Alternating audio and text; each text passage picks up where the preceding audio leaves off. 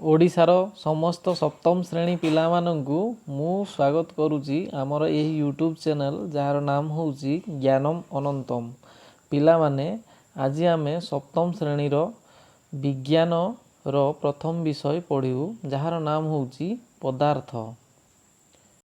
ତ ପିଲାମାନେ ଆମେ ପ୍ରଥମେ ସୂଚୀପତ୍ର ଉପରେ ନଜର ଟିକେ ପକାଇବା। ଯେମିତି ପ୍ରଥମ ବିଷୟ ରହିଛି ପଦାର୍ଥ, ତାପରେ ରହିଛି ଭୌତିକ ଓ ରାସାୟନିକ ପରିବର୍ତ୍ତନ, ତୃତୀୟ ରହିଛି ଅମ୍ଳ, କ୍ଷାର ଓ ଲବଣ, ଚତୁର୍ଥରେ ରହିଛି ତନ୍ତୁରୁ ବସ୍ତ୍ର, ପଞ୍ଚମରେ ପୋଷଣ, ଷଷ୍ଠରେ ତାପ ଓ ତାପ ସଂରକ୍ଷଣ ଏବଂ ସପ୍ତମରେ ରହିଛି ପାଣିପାଗ, ଜଳବାୟୁ ଓ ଉପଯୋଜନ, ଅଷ୍ଟମରେ ରହିଛି ମାଟି ବା ମୃତ୍ତିକା, ଜୀବନ ପାଇଁ ଶ୍ୱାସକ୍ରିୟା, ପାଣି ଓ ଉଦ୍ଭିଦରେ ଶୋଷଣ, ପୁଣି ଦଶମରେ ରହିଛି ଉଦ୍ଭିଦରେ ବଂଶ ବିସ୍ତାର ଏବଂ ଏକାଦଶ ଗତି ଓ ସମୟ, ଦ୍ୱାଦଶ ବିଦ୍ୟୁତ୍ ସ୍ରୋତ, ତ୍ରୟୋଦଶ କେତୋଟି ପ୍ରାକୃତିକ ଘଟଣାବଳୀ, ଚତୁର୍ଦଶ ଆଲୋକ, ପଞ୍ଚଦଶ ଜଳ ଅମୂଲ୍ୟ ସମ୍ପଦ ଏବଂ ଷୋଡ଼ଶ ଜଙ୍ଗଲ ସମ୍ପଦ, ପୁଣି ସପ୍ତଦଶ ଆବର୍ଜନାର ପରିଚାଳନା। ତ ପିଲାମାନେ ଆଜି ଆମେ ଆରମ୍ଭ କରିବା ସପ୍ତମ ଶ୍ରେଣୀ ବିଜ୍ଞାନର ପ୍ରଥମ ବିଷୟ ଯାହାର ନାମ ହେଉଛି ପଦାର୍ଥ। ତ ପିଲାମାନେ ପ୍ରଥମେ ଆମେ ଜାଣିବା ଯେ ପ୍ରାକୃତିକ ଓ ମନୁଷ୍ୟକୃତ ପଦାର୍ଥ ବିଷୟରେ। ପିଲାମାନେ ଆମେ ଦୈନନ୍ଦିନ ଜୀବନରେ ଯେଉଁ ଚତୁଃପାର୍ଶ୍ୱରେ ଆମେ ଅନେକ ପଦାର୍ଥ ଦେଖିଥାଉ, ସେଗୁଡ଼ିକର ଉପାଦେୟତା ତଥା ଆବଶ୍ୟକତା ଅନୁସାରେ ଆମେ ସେଥିମଧ୍ୟରୁ କେତେକୁ ବ୍ୟବହାର ମଧ୍ୟ କରିଥାଉ। ଯେମିତି କାଠ ହେଇଗଲା, ଜଳ, କୋଇଲା, ଖଣିଜ ପଦାର୍ଥ, ମୃତ୍ତିକା ଇତ୍ୟାଦି। ତ ପ୍ରାକୃତିକ ପଦାର୍ଥର ଉଦାହରଣ ଏଗୁଡ଼ିକ ଯେମିତି ଜଳ, କାଠ, କୋଇଲା, ଖଣିଜ ପଦାର୍ଥ ଆଉ ମୃତ୍ତିକା ଇତ୍ୟାଦି ହେଉଛି ପ୍ରାକୃତିକ ପଦାର୍ଥର ଉଦାହରଣ। ସେମିତି ଏକ ଅଦୃଶ୍ୟ କିମ୍ବା ଅତି ଉପାଦେୟ ଆବଶ୍ୟକୀୟ ପ୍ରାକୃତିକ ପଦାର୍ଥ ହେଉଛି କ'ଣ ନା ବାୟୁ, ଯେଉଁଟାକି ଆମ ଚାରିପାଖରେ ଅଛି। ତାପରେ ଆମେ ସବୁ ସମୟରେ ବାୟୁର ସଂସ୍ପର୍ଶରେ ଅଛୁ, ଯେହେତୁ ଆମ ଚାରିପାଖରେ କ'ଣ ଅଛି ନା ବାୟୁ ଅଛି, ତ ଆମେ ବାୟୁର ସଂସ୍ପର୍ଶରେ ଅଛୁ। ପୁଣି ବାୟୁ ବିନା ଜୀବନ ଅସମ୍ଭବ। ଏସବୁ ବ୍ୟତୀତ ଅନେକ ପଦାର୍ଥ ଅଛି ଯାହା ମନୁଷ୍ୟକୃତ। ଆମେ ବ୍ୟବହାର କରୁଥିବା ଲୁଗାପଟା, ଆସବାବପତ୍ର, ବାସନକୁସନ, ଖାଦ୍ୟ ଓ ପାନୀୟ, ଜୀବନ ରକ୍ଷାକାରୀ ଔଷଧ, କୃଷି କ୍ଷେତ୍ରରେ ବ୍ୟବହାର ହେଉଥିବା ସାର ଓ କୀଟନାଶକ, ପ୍ଲାଷ୍ଟିକ ନିର୍ମିତ ପଦାର୍ଥ, କାଗଜ, କାଳି, ବିଭିନ୍ନ ଯାନବାହନ ଇତ୍ୟାଦି କ'ଣ ନା ମନୁଷ୍ୟକୃତ ପଦାର୍ଥ। ତ ପିଲାମାନେ ଆମେ ଏଠି ଗୋଟେ ଜିନିଷ ମନେ ରଖିବା କ'ଣ ନା ଯେଉଁ ବାୟୁ ଆମେ ସେବନ କରୁ, ବାୟୁକୁ କ'ଣ କରୁ ଆମେ ନା ସେବନ କରୁ, ଯେଉଁ ବାୟୁକୁ ଆମେ ସେବନ କରୁଛେ, ଯେଉଁ ଖାଦ୍ୟକୁ ଆମେ ଖାଉ, ଯେଉଁ ଜଳ ପାନ କରୁ, ଯେଉଁ ପୋଷାକ ପିନ୍ଧୁ, ଯାହା ସବୁ ଆମେ ଆମ ଲେଖା ପଢ଼ା ଖେଳକୁଦରେ ବ୍ୟବହାର କରୁ, ଯେଉଁ ଗୃହରେ ଆମେ ରହୁ ବା ଯେଉଁ ଘରେ ଆମେ ବାସ କରୁ, ଏସବୁ ସହିତ ଆମ ଚତୁଃପାର୍ଶ୍ୱସ୍ଥ ବସ୍ତୁକୁ ପଦାର୍ଥ କୁହାଯାଏ। ସେଗୁଡ଼ିକ ମଧ୍ୟରୁ କେତେକ ପ୍ରାକୃତିକ ଓ ଅନ୍ୟ କେତେକ କ'ଣ ନା ମନୁଷ୍ୟ। ତ ପିଲାମାନେ ଆମେ ଗୋଟିଏ ତୁମ ପାଇଁ କାମ ଦେଖିବା 1.1, ଯେଉଁଥିରେ କି ଲେଖା ହେଇଛି କ'ଣ ନା ତୁମେ ବ୍ୟବହାର କରୁଥିବା ଘରେ ବା ବାହାରେ ଦେଖୁଥିବା 10 ଗୋଟି ପଦାର୍ଥର ତାଲିକା କରିବ। ସେଗୁଡ଼ିକ ମଧ୍ୟରୁ କେଉଁଗୁଡ଼ିକ ପ୍ରାକୃତିକ ଓ କେଉଁଗୁଡ଼ିକ ମନୁଷ୍ୟକୃତ ବୋଲି ବାଛିବା। ନିମ୍ନ ସାରଣୀରେ ତୁମ ଖାତାରେ ତିଆରି କରି ପୂରଣ କର। ଆଉ କ'ଣ ନା ଶ୍ରେଣୀ ଶିକ୍ଷକଙ୍କ ସହ ଆଲୋଚନା କରି ଆବଶ୍ୟକ ସ୍ଥଳେ ସଂଶୋଧନ କରି ନିଅ। ତ ପିଲାମାନେ ଯେମିତିକି ତୁମେ ଦେଖିପାରୁଥିବ ପ୍ରାକୃତିକ ପଦାର୍ଥ ଆଉ ମନୁଷ୍ୟକୃତ ପଦାର୍ଥ କିଛି ତୁମେମାନେ ଏଥିରେ ତାଲିକା କରିବ, ଆଉ ଯାହାକୁ ତୁମେ ତୁମ ଶ୍ରେଣୀ ଶିକ୍ଷକଙ୍କ ସହିତ ଆଲୋଚନା କରି ତାକୁ ସଂଶୋଧନ କରିବ। ଯେମିତି ପ୍ରାକୃତିକ ପଦାର୍ଥ ଆମେ କ'ଣ କ'ଣ ଜାଣିବୁ। କାଠ ଯେମିତି ଗୋଟେ ପ୍ରାକୃତିକ ପଦାର୍ଥ, ସେଇଭଳି ମାଟି ବା ପୁଣି ଆମେ ନେଇପାରିବା ପବନ ନେଇପାରିବା। ତାପରେ ଆମେ କ'ଣ ନେଇପାରିବା ନା ବାଲି ନେଇପାରିବା, ସେଇଭଳିଆ ଲୁହା ନେଇପାରିବା ବା ଜଳ ନେଇପାରିବା। ଏଇଭଳି ସବୁ କ'ଣ ଆସିବ ନା ପ୍ରାକୃତିକ ପଦାର୍ଥ ଆସିବ। ସେଇଭଳି ମନୁଷ୍ୟକୃତ ପଦାର୍ଥରେ କ'ଣ ସବୁ ଆସିବ, ଯେମିତି ତୁମର ଲେଖା ହେଇଛି କ'ଣ ଟେବୁଲ, ଇଟା, ଚେୟାର, ଖଟ, ତୁମର ଯେତିକି ସବୁ ମଣିଷମାନେ ଯେତିକି ସବୁ ବନେଇଥାନ୍ତି ଯେଉଁ ପଦାର୍ଥକୁ, ଯେମିତି ମୋବାଇଲ ଫୋନ୍ କି ତୁମର ଲ୍ୟାପଟପ୍, ଏଇସବୁ କ'ଣ ଆସିବ ନା ମନୁଷ୍ୟକୃତ ପଦାର୍ଥ। ପୁଣି ଏଥିରେ ଆସିବ ତୁମର ପେନ୍ ମଧ୍ୟ ଏକ ମନୁଷ୍ୟକୃତ ପଦାର୍ଥ। ବହି, ଖାତା, ଏଇସବୁ କ'ଣ ନା ଗୋଟିଏ ମନୁଷ୍ୟକୃତ ପଦାର୍ଥ। ତ ପିଲାମାନେ ଆମେ ପୁଣି ଦେଖିବା ପଦାର୍ଥର ଗୁଣ, ଯେଉଁଥିରେ କି ତୁମ ପାଇଁ କାମ 1.2 ରହିଛି, ଯେଉଁଥିରେ ଆମେ ଦେଖିବା କ'ଣ ନା ଖଣ୍ଡେ ପଥର ନେଇକି ଦେଖିବା ଯାହା ଓଜନିଆ ଲାଗୁଛି କି ନାହିଁ ଦେଖିବା। ତ ଗୋଟିଏ କାଚ ଗ୍ଲାସରେ ଆମେ କ'ଣ ନେବା ନା ଜଳ ନେବା। ଗ୍ଲାସର ବାହାର ପଟେ ଗୋଟିଏ ଦାଗ କରି ଦେଇ ଭିତରରେ ଥିବା ଜଳ ଉପର ସ୍ତରକୁ ଚିହ୍ନିତ କରିବା। ଏମିତି ଗ୍ଲାସ୍ ନେବା, ଆଉ ସେଥିରେ କିଛି ଜଳ ନେବା, ଆଉ ସେଥିରେ ଆମେ ଏମିତି ଦାଗ କରିଦେବା। ତାପରେ କ'ଣ କରିବା ନା ଚିହ୍ନିତ କରିସାରିଲା ପରେ ପଥର ଖଣ୍ଡଟି ଧୀରେ ଗ୍ଲାସ୍ ଭିତରେ ଥିବା ପାଣିରେ ବୁଡ଼େଇ ଦେବା। ମନେକର ଏଇଟା ଗୋଟେ ପଥର ଖଣ୍ଡ, ୟାକୁ ଆଣି କ'ଣ କରିବା ଆମେ ଏଇଠି ଗ୍ଲାସ୍ ଭିତରେ ଏମିତି ବୁଡ଼େଇ ଦେବା। ତ ବୁଡ଼େଇ ଦେବା ଦ୍ୱାରା ଯେଉଁ ଜଳ ସ୍ତରଟି କ'ଣ ହେବ, ବଢ଼ିଯିବ। ପ୍ରଥମେ ଏତିକି ଥିବ, ପଥର ପକାଇବା ଦ୍ୱାରା ଜଳସ୍ତରଟି କ'ଣ ହେବ ନା ବଢ଼ିଯିବ। ତ ଗ୍ଲାସ୍ ଭିତରେ ଥିବା ଜଳସ୍ତରର ପରିବର୍ତ୍ତନ ହେଲା କି? ଅବଭିୟସ୍ଲି ହେବ, କାରଣ ଗ୍ଲାସ୍ରେ ଆମେ କ'ଣ ଦେଲୁ ନା ପଥର ଦେଲୁ। ତ ଜଳସ୍ତରର ଯଦି ପରିବର୍ତ୍ତନ ହେଲା, କାହିଁକି ଏପରି ହେଲା ଚିନ୍ତା କରିବା। କ'ଣ ପାଇଁ ହେଲା ନା ବିଭିନ୍ନ ଆକୃତିର 3-4ଟି କ'ଣ ନେବା ନା କାଚ ବୋତଲ ସଂଗ୍ରହ କରିବା, ବିଭିନ୍ନ ଆକୃତିର।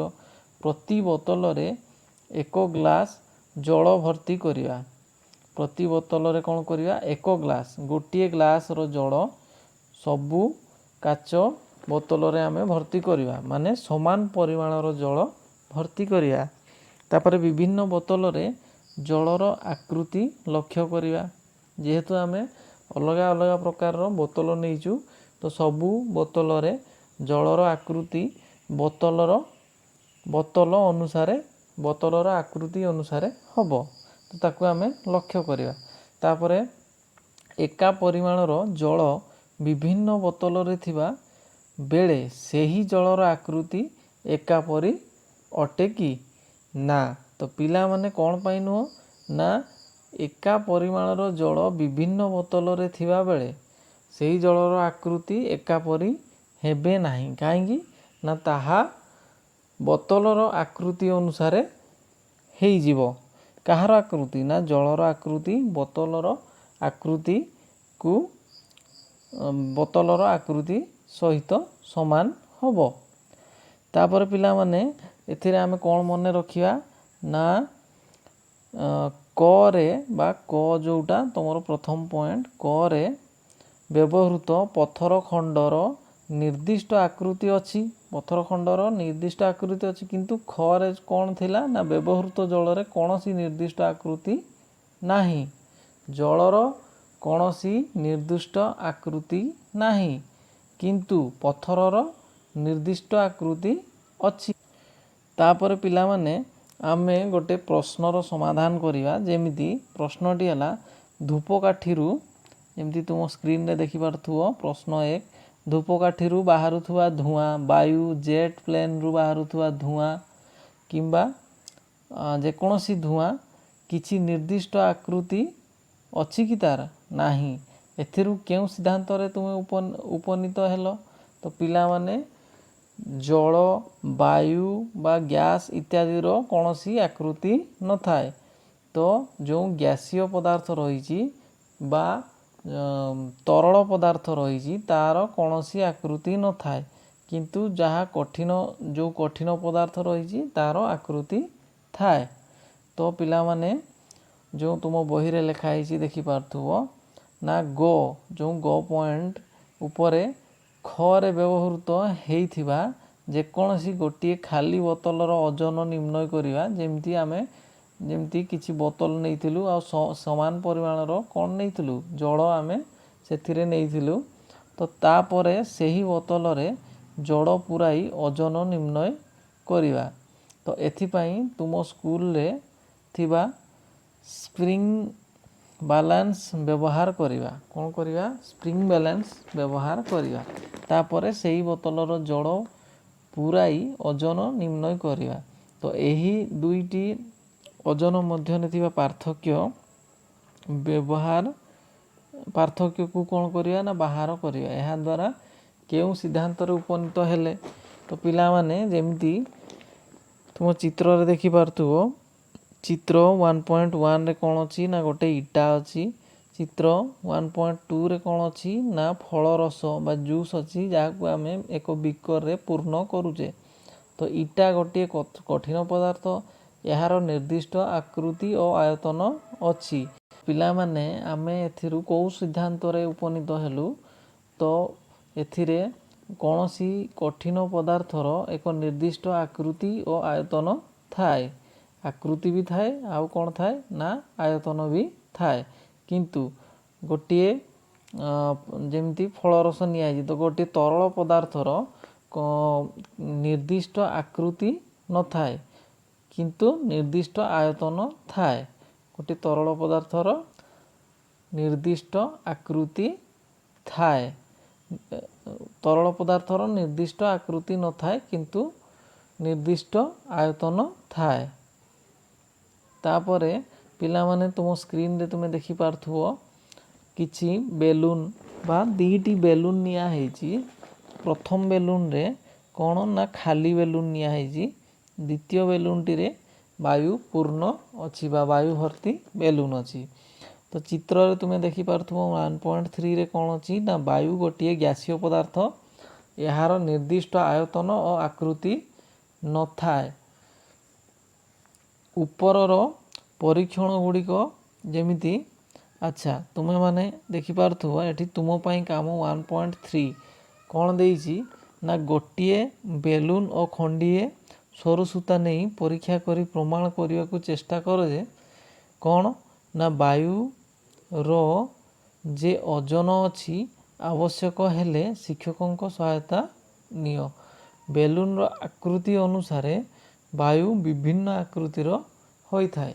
ତ ପିଲାମାନେ କ'ଣ କରିବ ନା ଗୋଟେ ଖାଲି ବେଲୁନ୍ଟେ ନେବ। ଖାଲି ବେଲୁନ୍କୁ ଓଜନ କରି ଦେଖିବ ଯେତିକି ହେବ। ତାପରେ ଆମେ ସେଥିରେ ବାୟୁ ପୂର୍ଣ୍ଣ କରି ଯେଉଁ ବେଲୁନ୍ଟେ ନେବୁ ତାକୁ ଓଜନ କଲେ ଆମେ କ'ଣ ପାଇବୁ ନା ତା'ର ଓଜନ ଅଧିକା ପାଇବୁ। ତା ମାନେ କ'ଣ ନା ବାୟୁର ଓଜନ ଅଛି।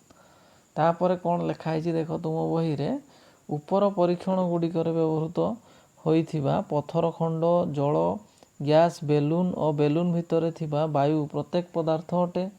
କାରଣ ଏଗୁଡ଼ିକର ଓଜନ ଅଛି, ଆୟତନ ଓ ଆକାର ମଧ୍ୟ ଅଛି। ତ ବାୟୁକୁ ଆମେ ଦେଖିପାରୁ ନଥିଲେ ମଧ୍ୟ ଏହା ଏକ କ'ଣ ନା ପଦାର୍ଥ। ତ ବାୟୁର ସଂସ୍ପର୍ଶରେ ଆସି ଆମେ ଏହାର ଉପସ୍ଥିତିକୁ ଜାଣିପାରୁଛେ। ତ ପିଲାମାନେ ଆମେ ଦେଖିବା ପ୍ରଶ୍ନ ନମ୍ବର 2। ପ୍ରଶ୍ନ ନମ୍ବର 2ରେ କ'ଣ କହିଛି ନା ତାପ, ଆଲୋକ, ଅଙ୍ଗାର, ମୋବାଇଲ ଫୋନ୍ ଓ ଶବ୍ଦ ପଦାର୍ଥ କି? ଏମାନଙ୍କ ମଧ୍ୟରୁ ପଦାର୍ଥ ଗୁଡ଼ିକ ବାଛ। ତୁମ ଉତ୍ତର ସଂକ୍ଷେପରେ ଯଥାଯଥ କାରଣ ଦର୍ଶାଅ। ଦେଖ, ତାପ କ'ଣ ନା ଏକ ପଦାର୍ଥ ନୁହେଁ। ଆଲୋକ ମଧ୍ୟ ଏକ ପଦାର୍ଥ ନୁହେଁ। ଅଙ୍ଗାର ଏକ ପଦାର୍ଥରେ ଆସିବ।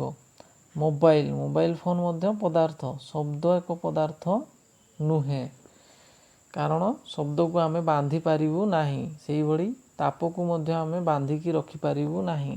ଆଲୋକକୁ ମଧ୍ୟ ଆମେ ବାନ୍ଧିକି ରଖିପାରିବୁ ନାହିଁ। ତ ଏମାନଙ୍କର କୌଣସି ଏକ ନିର୍ଦ୍ଦିଷ୍ଟ ଆୟତନ ବା ଆକାର ନଥାଏ। ସେଇଥିପାଇଁ ଆମେ କ'ଣ ନା ତାପ, ଆଲୋକ ଆଉ ଶବ୍ଦକୁ ପଦାର୍ଥରେ ଗଣିବୁ ନାହିଁ। ପୁଣି ପ୍ରଶ୍ନ ନମ୍ବର 3। ପ୍ରଶ୍ନ ନମ୍ବର 3ରେ କ'ଣ କହିଛି ନା ପ୍ରଶ୍ନ ନମ୍ବର 3ରେ କ'ଣ କହିଛି ନା ପାଖରେ ଥାଇ ଦିଶଇ ନାହିଁ, ଧରିଲେ ଧରା ଦିଅଇ ନାହିଁ, ରାଗିଲେ ସେ ସବୁ ଭାଙ୍ଗି ଦିଏ, କହରେ ପିଲେ କହ ସେ କିଏ।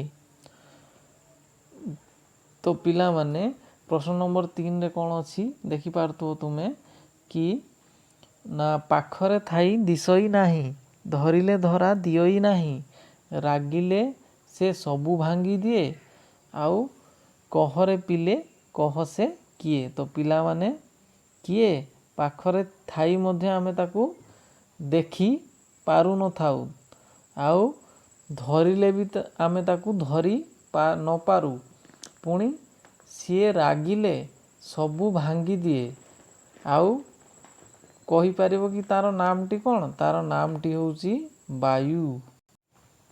ତ ପିଲାମାନେ ଆଜିର କ୍ଲାସ୍କୁ ଆମେ ଏତିକିରେ ରଖିବୁ।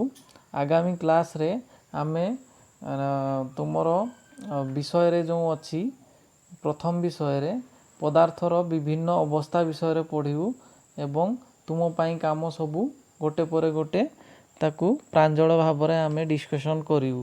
ତ ପିଲାମାନେ ମୋର ଏହି କ୍ଲାସ୍ଟି ତୁମମାନଙ୍କୁ ଭଲ ଲାଗିଥିଲେ ଭିଡ଼ିଓଟିରେ ଲାଇକ୍ କମେଣ୍ଟ କରିବ ଏବଂ ଚ୍ୟାନେଲଟିକୁ ସବସ୍କ୍ରାଇବ୍ କରିବା ପାଇଁ ଭୁଲିବ ନାହିଁ।